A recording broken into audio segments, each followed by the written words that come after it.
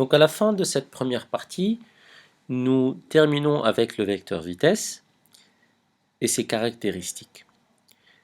Le vecteur vitesse, c'est une flèche qu'on va dessiner pour un corps en mouvement pour déterminer ou représenter sa vitesse.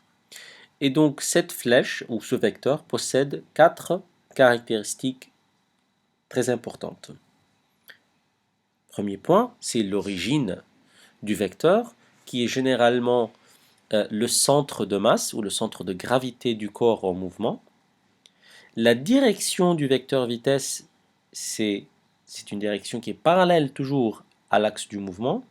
Plus spécifiquement ici, parce qu'on est en train de parler d'un mouvement selon une seule dimension, donc un corps qui bouge sur un axe. Comme vous voyez bien sur la figure ici, le vecteur vitesse est parallèle à l'axe des x. Troisième point, c'est le sens ou l'orientation du vecteur vitesse. Le vecteur vitesse est toujours dessiné dans le même sens que le mouvement ou le sens du déplacement. D'accord? Donc si la voiture part de gauche à droite, c'est que son vecteur vitesse est orienté de gauche à droite. Si la voiture se déplace de droite à gauche, et ben le vecteur vitesse va être de droite à gauche, toujours comme le sens du vecteur déplacement. Dernier point, c'est le module. Le module, en fait, ça représente la valeur de la vitesse, et ça, c'est la longueur du vecteur. Ça nous permet de dessiner le vecteur avec la bonne grandeur. On finit la première partie pour passer à la deuxième partie de cette présentation, c'est l'accélération d'un corps en mouvement.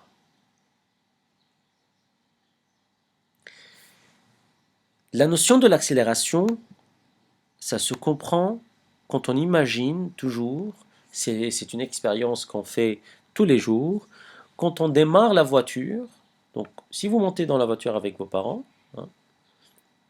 la voiture est au repos à un instant donné, sa vitesse est 0, et puis vous commencez à démarrer, la voiture se déplace avec une vitesse V de A, en un point A donné, qui est relativement faible au début, puis la vitesse devient beaucoup plus rapide, surtout si vous êtes sur un chemin ou un trajet qui est long et ouvert.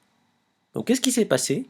Ce qui s'est passé, c'est que la voiture est passée d'une vitesse nulle à une vitesse élevée d'une façon graduelle, c'est-à-dire que la vitesse a changé avec le temps. Et c'est exactement ça ce qu'on appelle l'accélération. On dit un corps en mouvement possède une accélération si sa vitesse change avec le temps. Il faut noter bien que on peut changer la vitesse soit en augmentation, soit en diminution. Mais dans les deux cas, on parle d'une accélération du corps. Et on va voir plus tard, un tout petit peu plus tard, la différence entre les deux situations. Maintenant, comment on calcule l'accélération?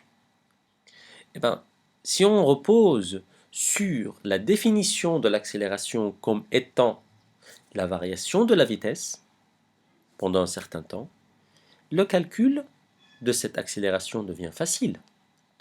Imaginez maintenant cette voiture qui se déplace entre deux positions A et B et que cette voiture possède une vitesse V de A à l'instant TA, quand la voiture se trouvait au point A, et puis possède une vitesse VB quand elle se trouvait au point B à l'instant TB. Eh bien, l'accélération de cette voiture est donnée par le taux de variation de sa vitesse pendant une durée ou une certaine durée dans le temps pour le déplacement entre les points A et B. Mathématiquement parlant, l'accélération A correspond à la variation de la vitesse entre les deux points du déplacement, donc V de B moins V de A, la vitesse finale moins la vitesse initiale, sur la durée de ce déplacement-là, donc t de b moins t de a.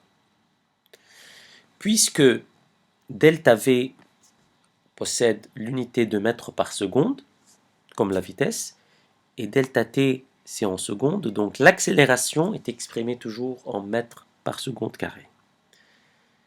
C'est de cette manière-là qu'on peut déterminer ou calculer l'accélération d'un corps entre deux positions A et B quand le corps est en déplacement avec une vitesse qui varie avec le temps.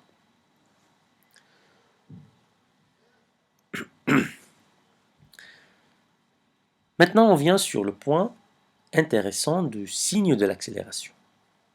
Je viens de vous dire que quand la vitesse change pendant un mouvement, il n'est pas nécessaire que cette vitesse change toujours en augmentation. C'est-à-dire, vous pouvez démarrer la voiture à partir de 0 pour gagner de la vitesse, mais aussi, si vous êtes en déplacement et vous voulez vous arrêter, et bien vous allez diminuer graduellement aussi la vitesse de la voiture. Et dans ce cas-là, la vitesse est aussi en changement pendant le temps. Donc il y a toujours une accélération. La différence entre les deux situations, c'est la suivante. L'accélération est positive, donc elle est plus grande que 0, si la vitesse du corps augmente avec le temps. Donc maintenant, si je cherche l'accélération entre le point O et le point A, ou entre le point O et le point B, ou entre le point A ou le point B, ça dépend ce que j'en ai besoin. Dans tous ces deux cas-là, ou ces trois cas, la vitesse a augmenté avec le temps, donc l'accélération que je vais chercher va être positive. Par contre, l'accélération est négative si la vitesse du corps en mouvement diminue avec le temps. Donc si on commence à un point A où on avait une vitesse élevée, et puis on a réduit la vitesse, par exemple en freinant, jusqu'à ce que la voiture s'arrête, et bien la variation de la vitesse dans ce cas-là est en diminution, et donc l'accélération sera négative. Dernier point, pour finir cette présentation, c'est le vecteur accélération. Tout comme le vecteur vitesse, tout à l'heure, le vecteur accélération possède un certain nombre de caractéristiques, 4 points essentiels. Premier point, c'est l'origine du vecteur accélération, qui est toujours dessiné à partir du centre de masse du corps en mouvement. La direction du vecteur accélération, c'est toujours aussi parallèle à l'axe du mouvement, du déplacement. Comme vous voyez ici, l'accélération, le vecteur accélération A est parallèle à l'axe des X, ou à l'axe horizontal, sur lequel le mouvement de la voiture prend lieu. Le sens ou l'orientation, eh bien, le sens ou l'orientation du vecteur accélération est dans le même sens que le déplacement. Ça, si l'accélération est positive. Si l'accélération est négative, le sens du vecteur accélération sera orienté à l'opposé du sens du déplacement. Et dernier point, c'est le module de l'accélération ou du vecteur accélération. C'est la valeur de l'accélération qu'on va calculer comme on a vu tout à l'heure. Et cette module-là, ça représente la longueur de la flèche qu'on va dessiner avec une bonne grandeur sur notre schéma et qui correspondra au module du vecteur accélération.